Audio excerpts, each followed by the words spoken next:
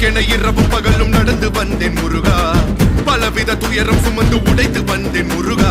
நல்வழியினை நீ வழங்கிடு, என் நிழல்